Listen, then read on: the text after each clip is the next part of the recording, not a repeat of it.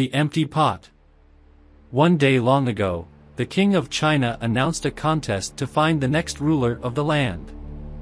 He was getting old and had no sons to take over the throne. It was different then, and only a boy could rule the land. One thing about the king is he loved to grow plants. So he announced that any boy who wanted to be king would have to come to the palace and get a royal seed.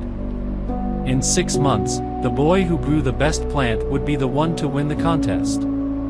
He would be the next to sit on the throne. Every boy in China was wild with joy. Each one was sure he would be the winner. Boys all over started to walk with pride, as if they were the winner. Mothers and fathers were excited, too. It sure would be grand to live at the palace.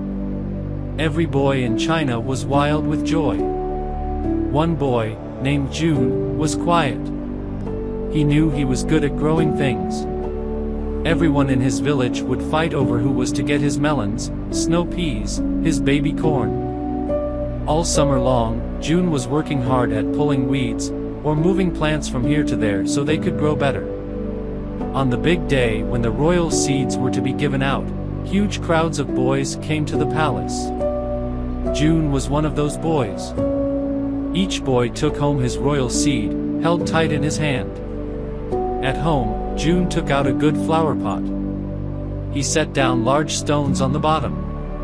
Over them, he set smaller stones. Over those, he filled the rest of the pot with rich black dirt. Then he made a hole at the top, about 1 inch deep. Last, he pressed the royal seed into the hole and set dirt on top. With care, he tapped the top. Over the next few days, June watered his pot every day. All over China, boys were doing the same thing. Each one looked with care at his own pot. When would the first little green leaf show up? Day after day, June watched and waited. Chen was the first boy in June's village to announce that a green leaf was coming up. His news was met with great cheers. Chen said in a loud voice that he knew he would be king. Han was the next one to say a little green plant was coming up in his pot. Then it was Wang. June did not know why there was no little plant in his pot. None of the other boys could grow plants as well as he. But still, June's seed did not grow. Soon sprouts were popping up from pots all over the village. Boys moved their baby plants outside so the little leaves could grow even bigger in the sun. Many stood guard over their dear pot at all times. Why, it seemed to June that every boy who planted a seed had a sprout by now. Every boy, that is, except him. Still, June's seed did not grow. He carefully took out the seed and moved it into another pot. He put the very best and richest black soil from his garden in the new pot. He broke up every clump of soil there was into a tiny, tiny bit of dirt. With great care, he pressed the royal seed on top. June watched the pot every day, adding drops of water here and there. But still, his seed did not grow. Strong, mighty plants were soon rising from pots cared for by the other boys in June's village. Sadly, June walked around with his head down. The other boys laughed at him. When something was empty, they would say that it was as empty as June's pot. June moved his seed yet again. This time he took some dried fish and made it into a powder.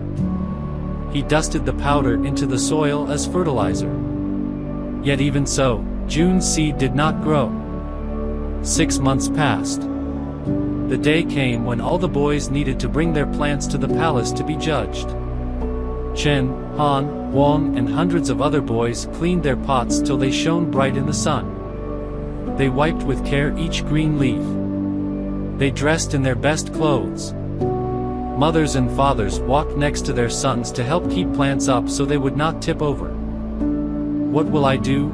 wailed June to his mother and father as he looked out the window. The other boys were walking with pride to the palace. "My pot is empty. My seed did not grow." "Bring the king your pot, the way it is," said his father. "That's right," said June's mother.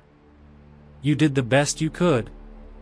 His face red with shame, June carried his empty pot on the road to the palace. Happy boys who could hardly hold such a large plant passed him by.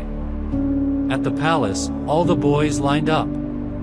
Holding their big, strong plants in front of them, they waited to be judged. The king, in his rich silk robe, walked slowly down the line. He looked at each plant with a blank look in his face. When he came to June, he frowned and said, "What is this? You brought me an empty pot?" It was all June could do to keep from crying. "If you please, your majesty," said June, "I tried my best. I planted your seed in the best soil I could find. I kept it wet and watched it every day. When the seed did not grow, I moved it to new soil, and I even moved it a third time. But it just didn't grow." June hung his head. "I'm sorry." Said the king. Turning so everyone could hear, he roared, "I do not know where all these other boys got their seeds. There is no way anything could grow from the seeds we passed out for the contest. And that is because all those seeds had been cooked. No plant could grow from them." And he smiled at June. From the story, the quality important to the king was hardworking, honesty, humble and truthfulness.